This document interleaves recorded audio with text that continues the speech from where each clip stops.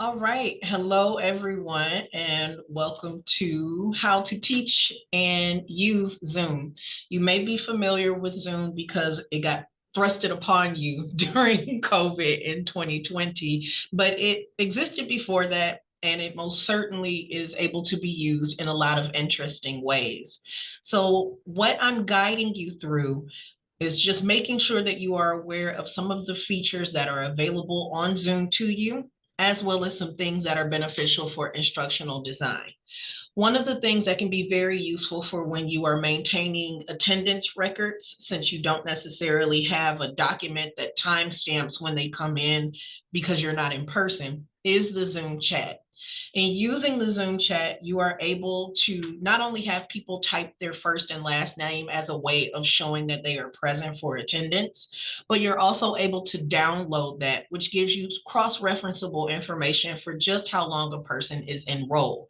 For grant purposes, we do report our attendance hours. So when you do attendance documents, it's not just because we want to see if someone's present, but we also want to be able to give incremental proof of them actually being present in a class. So I will make sure to show you that. But the first thing that I want to be certain that you get to see is one of the most difficult things, which is how do I change my name on Zoom? So many people log on to Zoom and have absolutely no idea where to go, even in slight confidence of how to go about changing their name on the Zoom.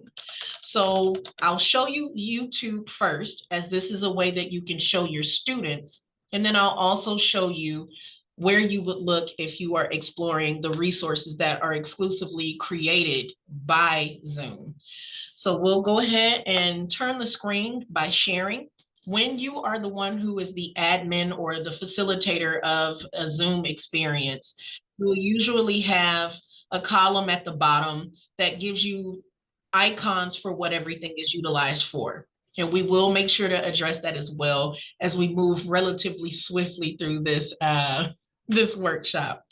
Usually at the bottom, you will find the share screen option is in a green square that has an up pointing arrow. But as to the side of that, there's also another smaller arrow that allows you to select whether or not multiple participants can share simultaneously, or if one participant is allowed to do so at a time, as well as other advanced sharing options. So if you were facilitating a class and it's the first time or your first engagement and you want them to be able to share their screen, you don't have to make it where they have to ask your permission. You can already adjust those features early on. But for now, you all are a class and you need to know how to change your name so that it presents accordingly. So I'm selecting share screen. And when we do that, depending upon if you are on a PC or a Mac, you may see that the options area is going to pop up in a weird space. I will share my screen shortly for you to be able to see what it is that I see, but I first want to address the first thing we talked about, which is how to change your name on Zoom. So if you're leading a class and you want them to be able to see these resources as well as learn right then and there how to navigate YouTube with a little bit more confidence, as YouTube is owned by Google. So if Google is the mama of all search engines, then YouTube is the baby. Anything that can be in written format via Google is usually available in video format in some capacity on YouTube. And since we don't teach the Dewey Decimal System or anything of that sort anymore, a lot of people really don't know how to search for most anything. So effectively using YouTube by sharing your screen and showing it to them what you're looking for allows them to not even just be able to see what you're doing, but also be able to make their own notes that reinforces their visual comfort of being able to emulate what you've done.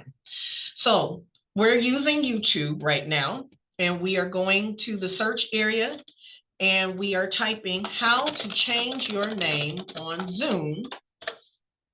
And you can get more specific and ask for it to show you while in a meeting or things of this sort. This particular video right here, how to change your name in Zoom with the woman with her hand like this, I have been showing this for 4 years. It is one of the most effective. It is a bit of jargon, but it's a reason I'm selecting this for you. So when we're preparing a video to share with the students, you might not necessarily want them to hear the commercial. 9 times out of 10, you might be using the the YouTube features that are free. So I do encourage pausing it first and muting so that you can still instruct to your students without distraction. Also, all devices modify themselves accordingly to the sizing of the video, but you want to assume that everyone is on a PC. You also want to assume that everyone is blind. The majority of us wear contacts and eyeglasses. So in doing that, we want to navigate over to the far right-hand side to increase the size. Now, I am moving and speaking relatively fast and with confidence as if you know these things, but perhaps you don't. There is an annotation feature, and again, I will specifically point these icons and things out towards the end of this presentation, where you're able to create a spotlight that helps people focus on where it is you're navigating. You currently see it as my little red bulb there. Where you're able to find that is at the bottom of your screen when you are the admin and being able to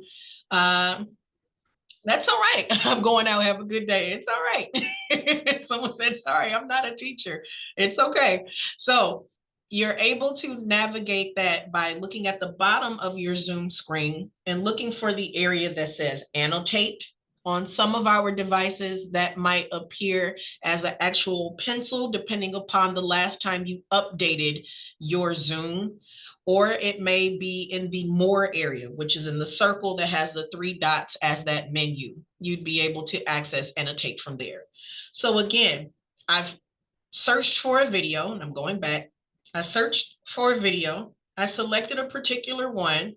I ensured before starting it that the mute was there. And now I'm going to this area here called theater mode to expand the YouTube area so that it fits the screen of the student more appropriately. Their smart device, be it a laptop or a smartphone, is going to automatically adjust itself accordingly to optimize the visible areas of this video. Now I'm going to go ahead and turn the video up. It's 2 minutes and 12 seconds, very effective. Sometimes you can modify the volume in the video directly so that it's not too loud on the devices, but it never hurts to encourage your students to check their individual volume on their device before a video is started. If they have it volume all the way up, and this too is all the way up, now the video is yelling at them. So we want to be considerate of that, which may not have even crossed your mind, but you want to give them that precursor. So before we look at this, everyone, I want you to make sure the volume on your device is at a comfortable level. This video is 2 minutes and 12 seconds. It's going to give you an introduction of how to change your name, as well as the step-by-step on how to do so and how to rename yourself. We will watch the video and then we will practice this activity. That's just a precursor as if you were in a physical classroom. You're almost giving them the swab act. Students will be able to, in giving them an idea of what it is they're about to be exposed to and how much time it is, since we don't have the guarantee of cameras being on or genuine focus. Quantifying it allows you to have greater control of what's going on in the digital classroom environment. It also clues them into the fact that they are going to be practicing whatever has been shown to them. So you have just had those verbal cues. I am going to play the video for you. And while it's occurring, other things will be happening that I will address once the 2 minutes and 12 seconds are up.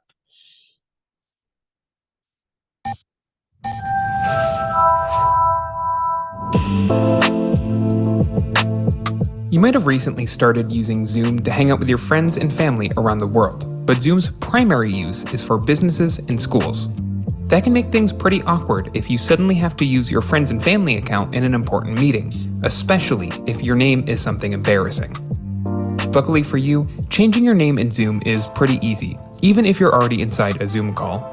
It all comes down to editing your profile.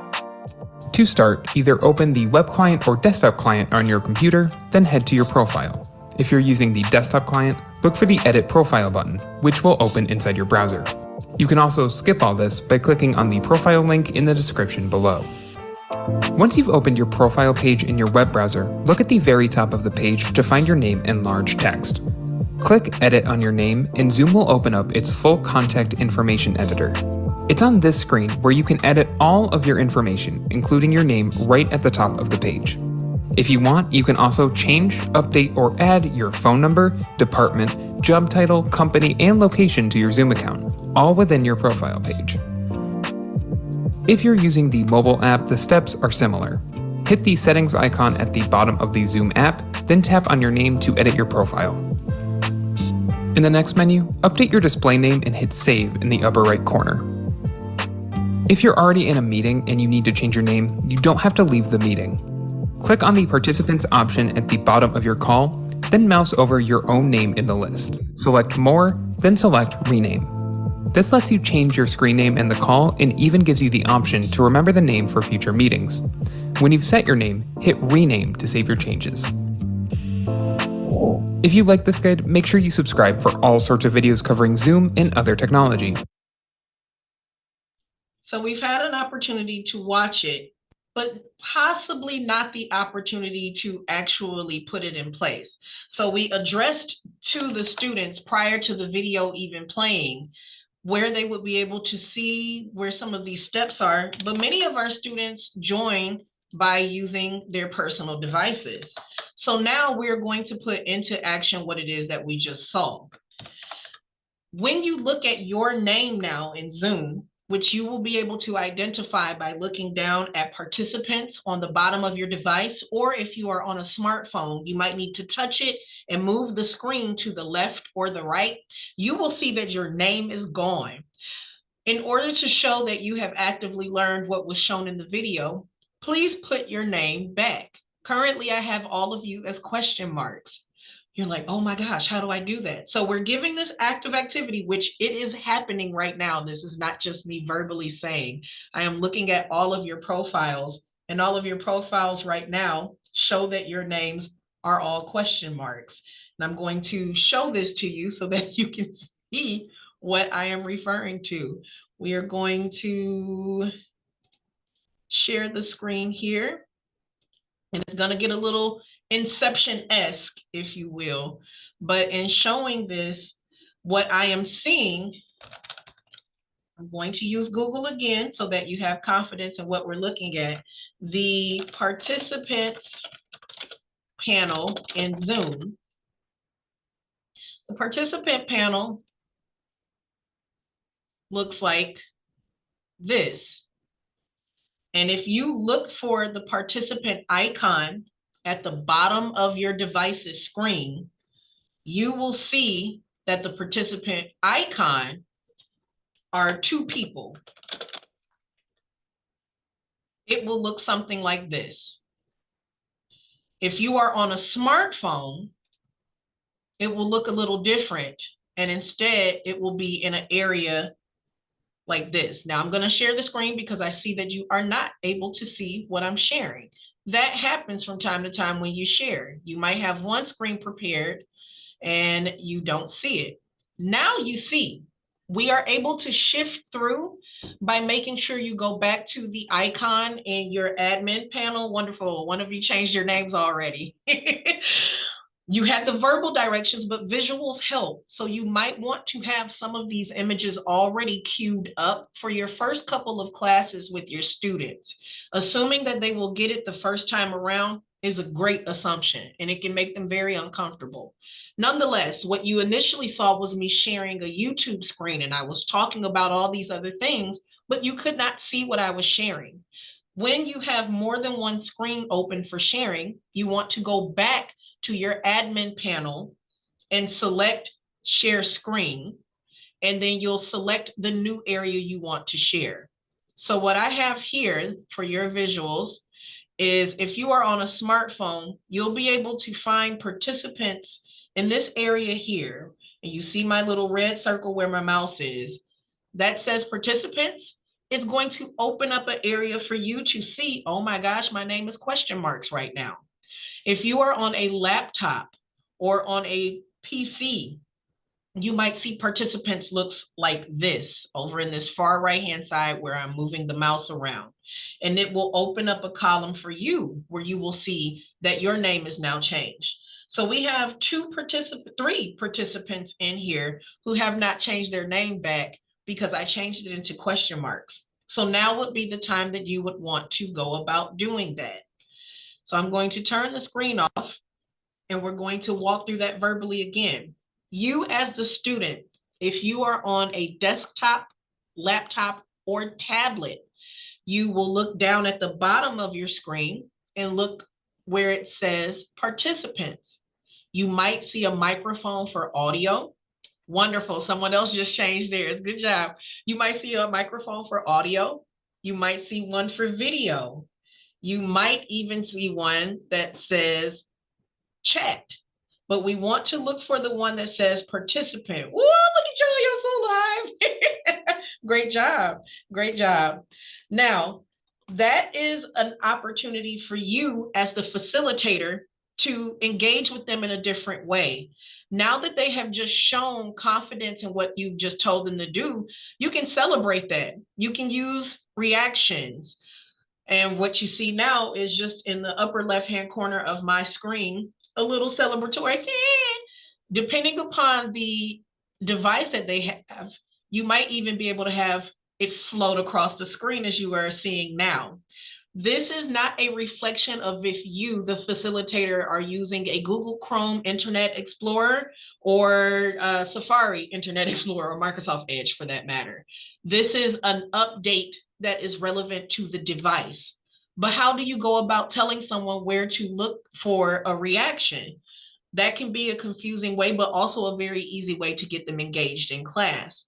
So we are looking for, first off, the admin tools or admin icons in Zoom. And I'm going to show those to you again from the facilitator standpoint.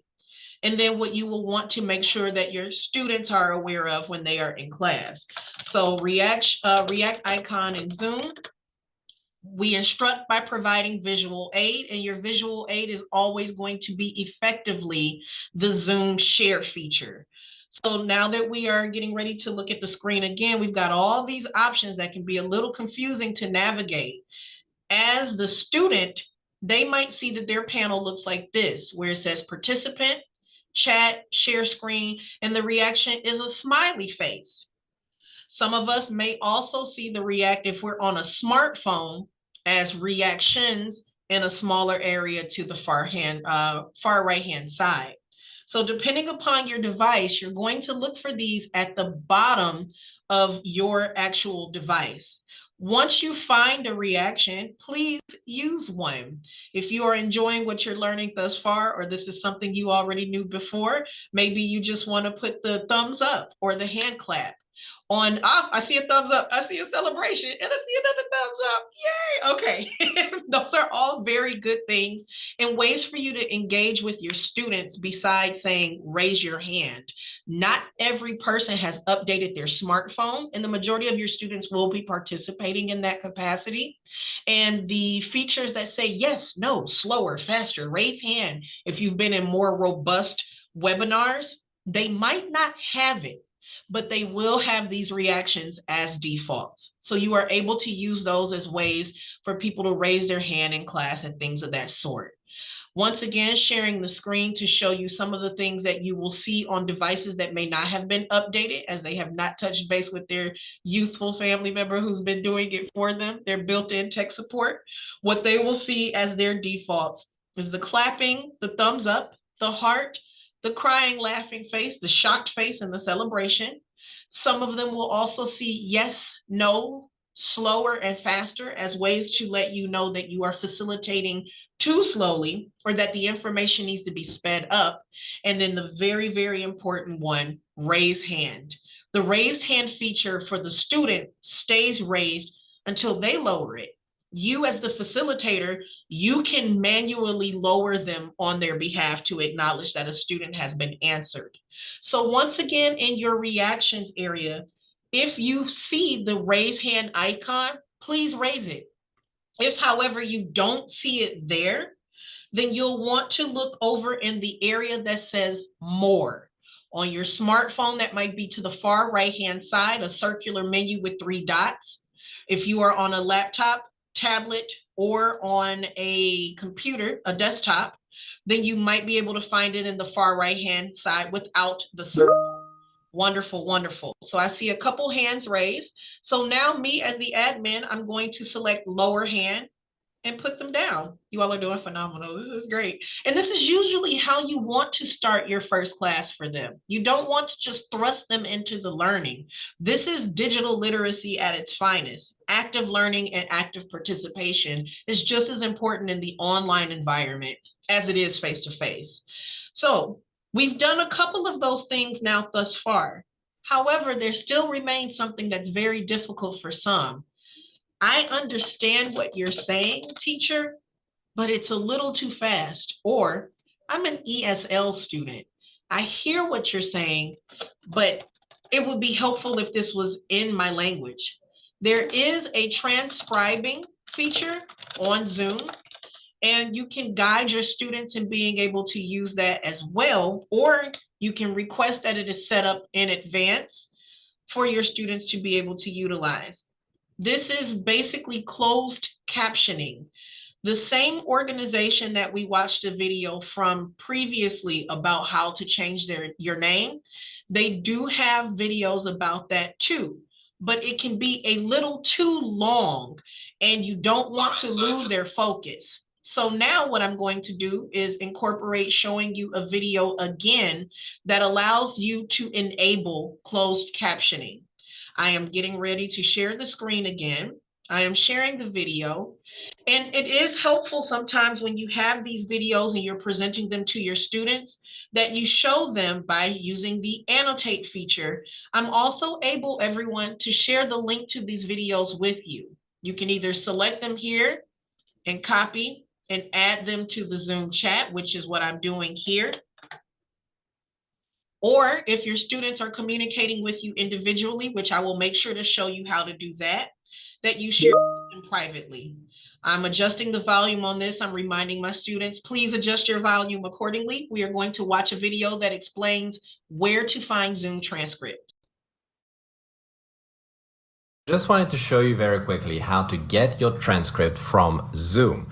So when you go on Zoom during your meeting, you will have your captions here, which you can hide, by the way. I like hiding them. Then if you go here, you will have a view full transcript button. When you click this, you will have the transcript on the side, and right here at the bottom, you have save transcript, show in folder, and here is your file. This is the file you will need to upload in order to get your feedback. One thing to note as well is one, if you don't save it during the meeting, you have no way of getting it again. So make sure you save it during the meeting before you end the meeting.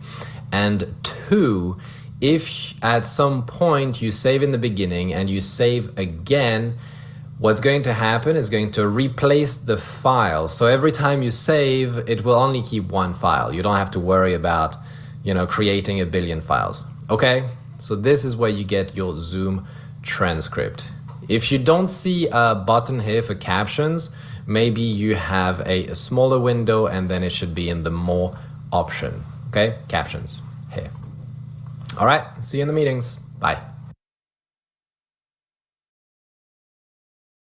He was pretty swift about that, and that can be a little bit overwhelming if a student is watching a video and it's too fast. So let's explore that again, but assume that the person has made a message in the comments area. Miss Ashley, this is a little too fast for me and I need it slower. There is a feature available to do that within your videos you share. So when you're instructing your students, example, students, you use YouTube for closed captioning too, but if a video is too fast, the English speaker is too fast for you to understand, you go to the area here that looks like a gear and select settings, and you can change the playback speed. I would encourage going one step below. Normal is what I am speaking now. One above is a little bit faster. One below is a little bit slower. Let's take a moment to hear what that sounds like, and then you want to give them the example.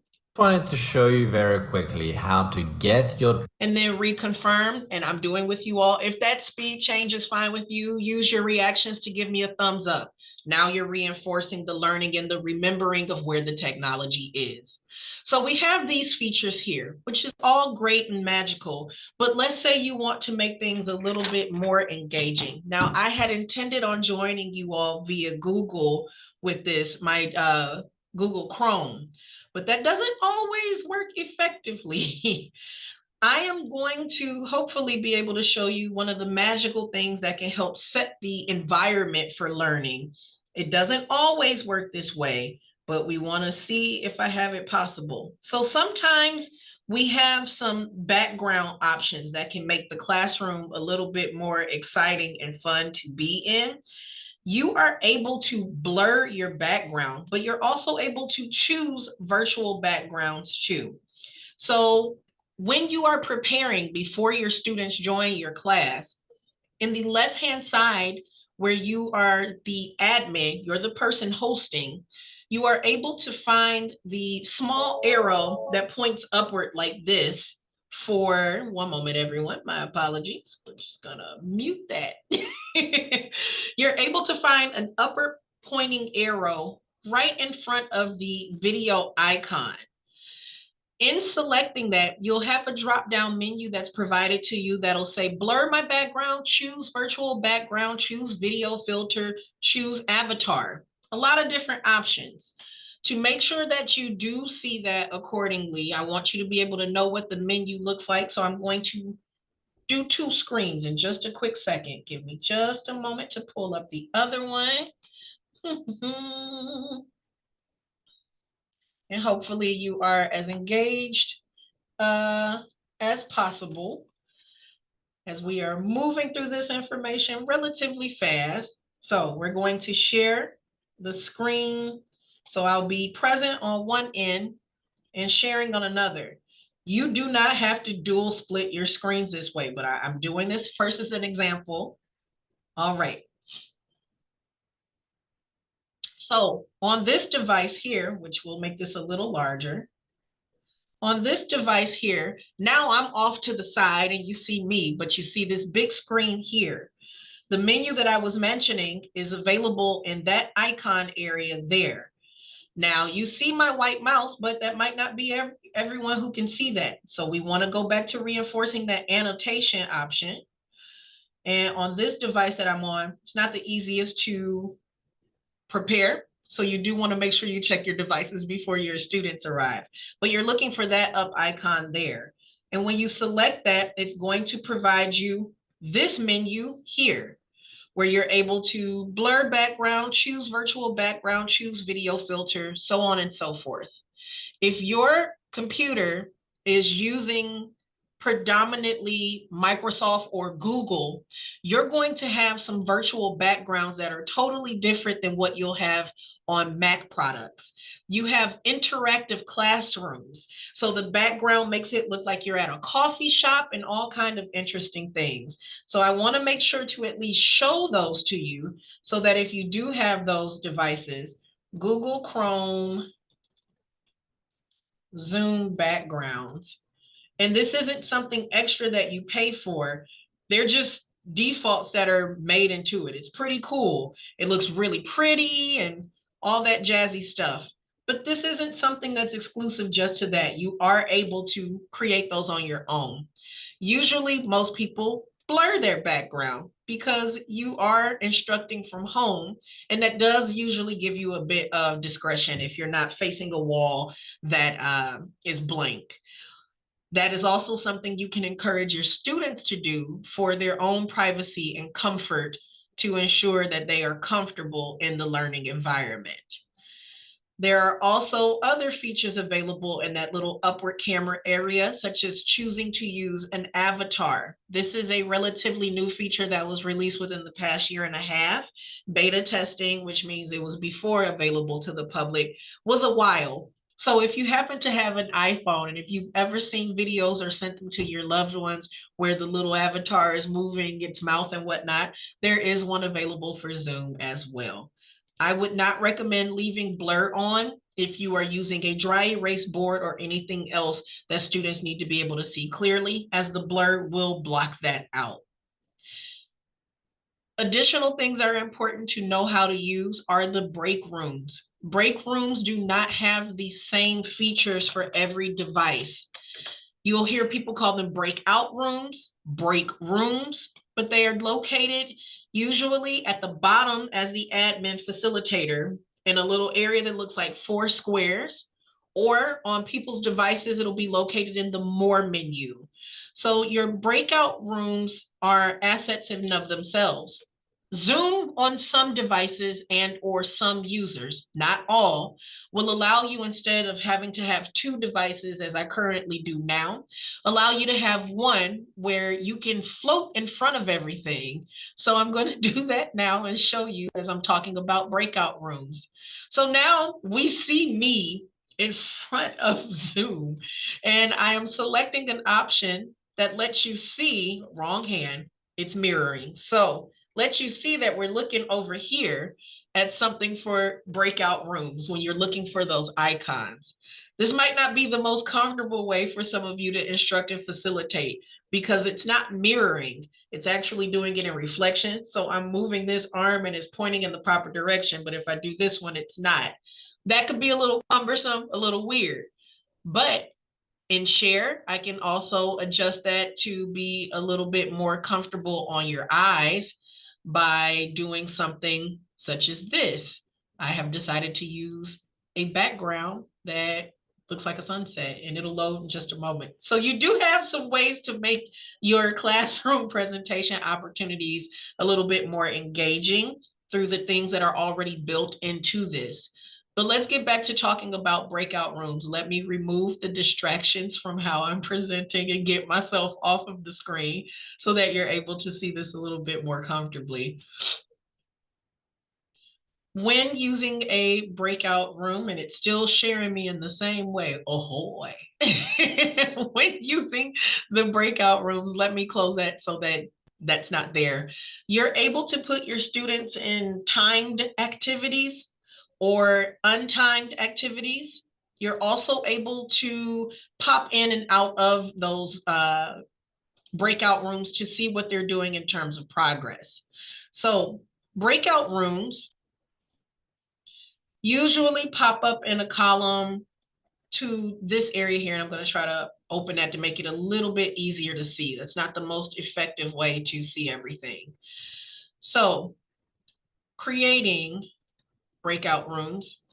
Once you have your breakout rooms assigned, you can change the names on these. They don't have to stay like this. So maybe you have 3 students and you just want to make sure they're in an individual space because you have some of your students in the main space watching a video, but you need them to do another thing before they come back. Whatever the case may be, you can change the names of the breakout rooms. You're also able to change how long they're in them. You don't have to make it difficult for your students by making them select where to go. You can automate their movement. So you can move all participants into a breakout room automatically and also return them. You can also provide them with a countdown timer to let them know just how much time they have left in order to complete whatever task it is that you have them doing. So at this time, I'm going to automatically move you into a breakout room, all 3 of you together, and I'm going to bring you back automatically too.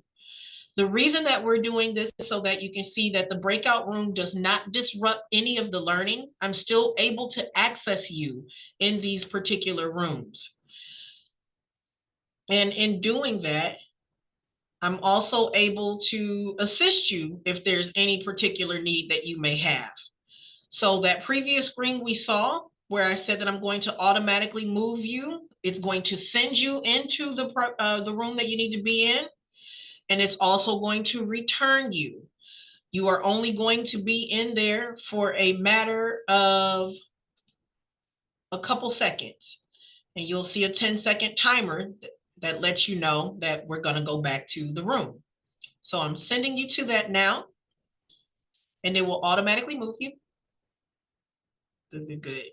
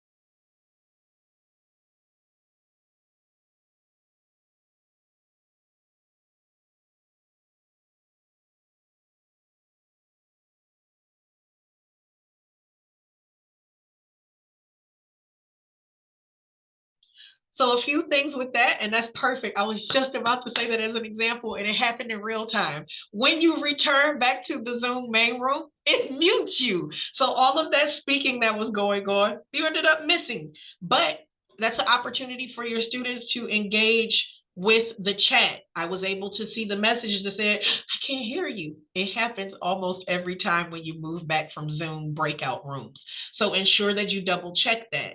One of the things that I was verbally saying while my mouth was moving and no sound was going on occasion, students might make the mistake of leaving the Zoom entirely instead of leaving the breakout room. The way that we assure that that does not happen is that we ensure that our first interaction with them via Zoom is that we are instructing them on which icons to see.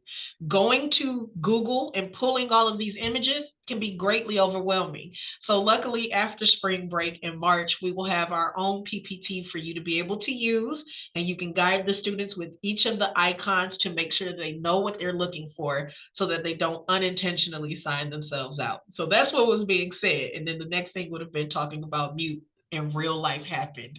So that's a great learning experience right there. Other things that can be of occasional difficulty when you're facilitating and you've got a textbook and the textbook is not available in PDF format. That can be a little discouraging because you want to ensure that there's keywords that they are able to go over or you're able to underline or things of that sort. There are built-in tools that exist in Zoom to help in that capacity. At the bottom of your screen, you will be able to find something in the More area of your menu when you are the host, and you're able to open up a notes and or whiteboard area. For the whiteboard, which you will see loading in just a moment, you're also able to allow your students to write on this along with you. The whiteboard is available to everyone, and you're able to type, add shapes or anything of the sort. This whiteboard moves in tremendous ways. So even though this is the space we see, it right sizes itself to the needs of the particular device that is using it. And you're able to see when someone starts engaging with it. So at the bottom, it does say who can see what you're sharing. Pretty much anyone can who is involved in the group. You can make notes and things, but I don't always recommend this because on some devices, if they have not updated, it will be difficult for them to engage with it. Instead, if you are the host and you are using the notes, that can be a little bit easier. I say it's easier because you are able to sign in with this and be able to share information immediately for the students. This is not always the only way. There are other resources that can be used alongside with this that you don't even have to do this. Maybe you created a Google Classroom for your group, or maybe you are sharing a document on a cloud-based site. Whatever the case may be, anything that can be shared on screen can genuinely be interacted with if the features are adjusted. When we are setting you up for Zoom use for your individual classes or interactions, we'll make sure that we provide you with the step-by-step imagery to let you set those things up accordingly. Usually in advance they are, such as having a sound that notifies you when people are coming or going in Zoom. That is a default that I have set on the Zoom accounts now.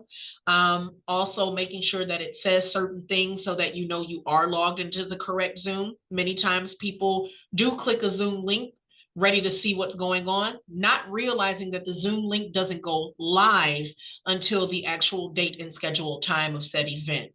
You can also have a standard image that you have awaiting your students when they log in. Since we are actively on Zoom right now, I cannot show you the video that goes with T-Call, which does a lot of the professional development for instructors across Texas. But when you log into their Zoom webinars, before you even get let in, you are in a waiting room.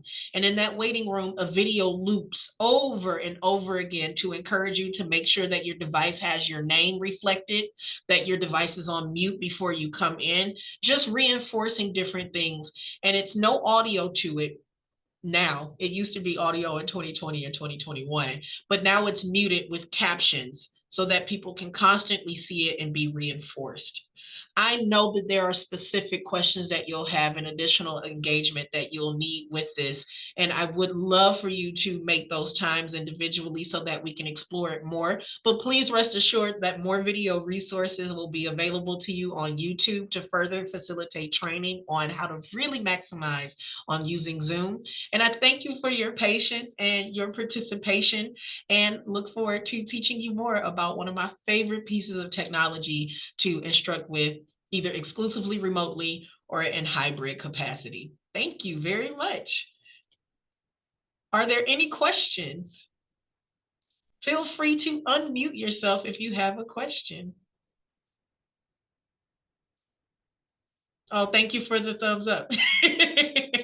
Thank you for the hand clap. Awesome job, tutors. Thank you for sharing your time, your capacity, and your enthusiasm with all of the students of the Literacy Council. We absolutely value you so much, and I look forward to teaching you more. Have a wonderful weekend.